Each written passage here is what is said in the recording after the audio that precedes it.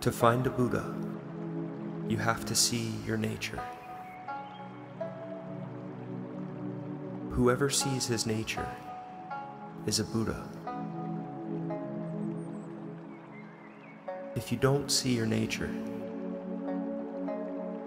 invoking Buddhas, reciting sutras, making offerings, and keeping precepts are all useless. Unless you see your shin, your heart, reciting so much prose is useless. To find a Buddha, all you have to do is see your nature. Your nature is the Buddha, and the Buddha is the person who is free. Free of plans, free of cares. If you don't see your nature and run around all day looking somewhere else, you'll never find a Buddha. Beyond this nature, there is no Buddha. There is no Buddha besides this nature. And there is no nature besides the Buddha.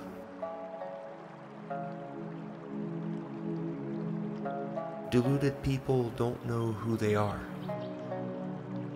Something so hard to fathom is only known by a Buddha and no one else. Only the wise know this heart called Dharma nature,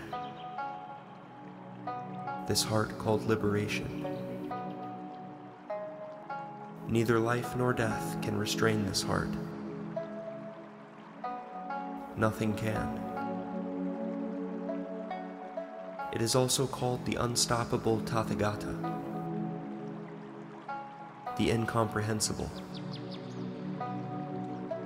the sacred self, the immortal, the great sage. Its names vary, but not its essence. Beyond this heart, there is no Buddha anywhere. But deluded people don't realize that their own heart is the Buddha. They keep searching outside. They never stop invoking Buddhas or worshiping Buddhas and wondering, where is the Buddha? Don't indulge in such illusions. Just know your heart. Beyond your heart, there's no other Buddha.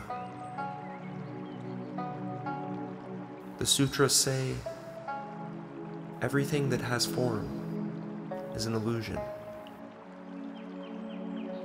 They also say, wherever you are, there's a Buddha. Your heart is the Buddha. Don't use a Buddha to worship a Buddha. If you envision a Buddha, a Dharma, or a Bodhisattva, and you conceive respect for them, you relegate yourself to the realm of mortals. If you seek direct understanding, don't hold on to any appearance whatsoever, and you will succeed.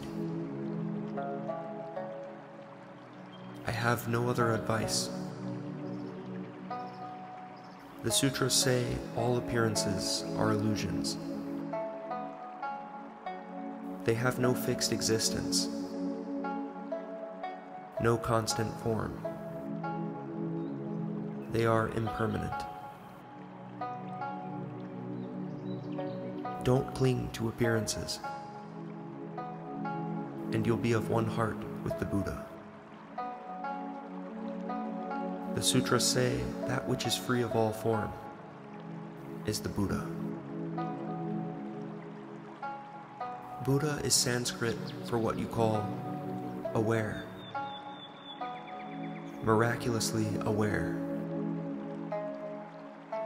responding, perceiving, arching your brows, blinking your eyes, moving your hands and feet. It's all your miraculously aware nature. And this nature is the sheen, the heart. And the heart is the Buddha. And the Buddha is the path. And the path is Zen. But the word Zen is one that remains a puzzle to both mortals and sages.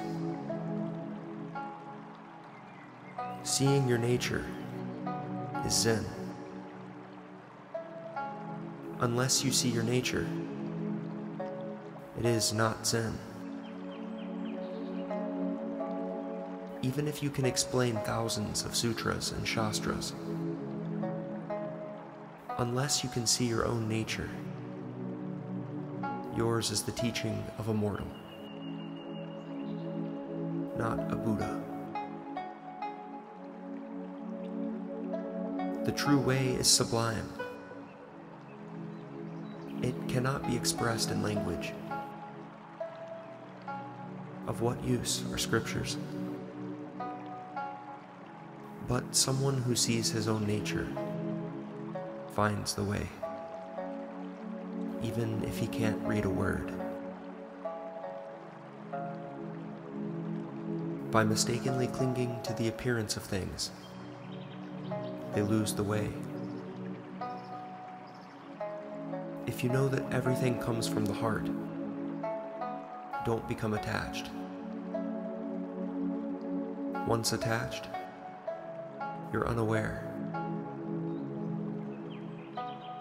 But once you see your own nature, the entire canon, the entire scriptures become so much prose. Its thousands of sutras and shastras only amount to a clear heart. Understanding comes mid-sentence. What good are doctrines? The ultimate truth is beyond words. Doctrines are words. They're not the way. The way is wordless. Words are illusions. Don't cling to appearances, and you'll break through all barriers. A moment's hesitation, and you'll be under the spell of devils. Your real body is pure and impervious.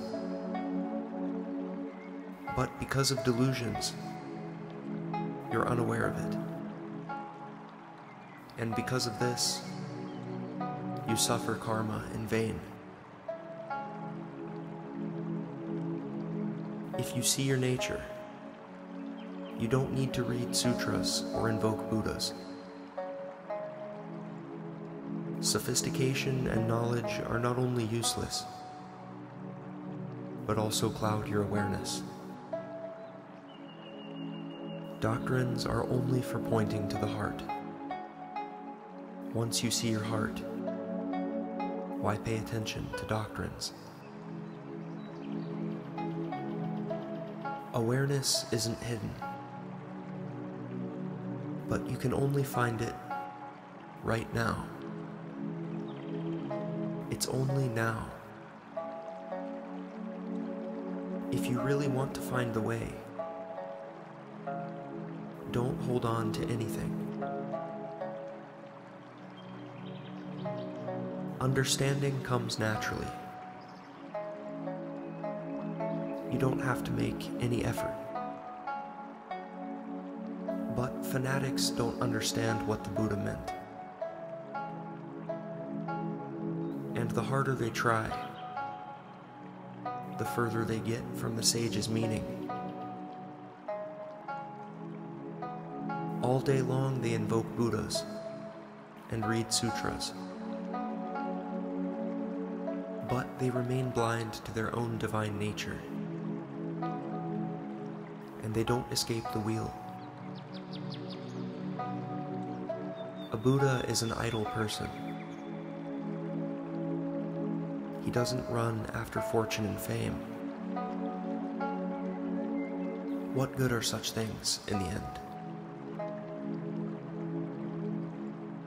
People who don't see their nature and think reading sutras, invoking Buddhas, studying long and hard, practicing morning and night, never lying down, or people who think acquiring knowledge is the Dharma,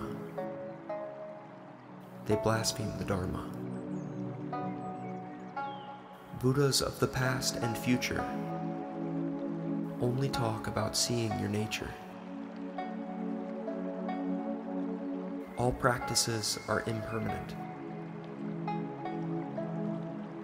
Unless they see their nature, people who claim to have attained unexcelled complete enlightenment are liars. Unless you see your nature, you shouldn't go around criticizing the goodness of others. There's no advantage in deceiving yourself. Good and bad are distinct. Cause and effect are clear. Heaven and hell are right before your eyes. But fools don't believe, and fall straight into a hell of endless darkness, without even knowing it. What keeps them from believing is the heaviness of their karma. They're like blind people who don't believe there is such a thing as light. Even if you explain it to them, they still don't believe because they're blind. How can they possibly distinguish light? Once you stop clinging and let things be, you'll be free, even of birth and death. You'll transform everything. You'll possess spiritual powers that cannot be obstructed, and you'll be at peace wherever you are. According to the sutras, evil deeds result in hardships, and good deeds result in blessings. Angry people go to hell, and happy people go to heaven. But once you know that the nature of anger and joy is empty, and you let them go, you free yourself from karma. If you don't see your nature, quoting sutras is no help. I could go on, but this brief sermon will have to do.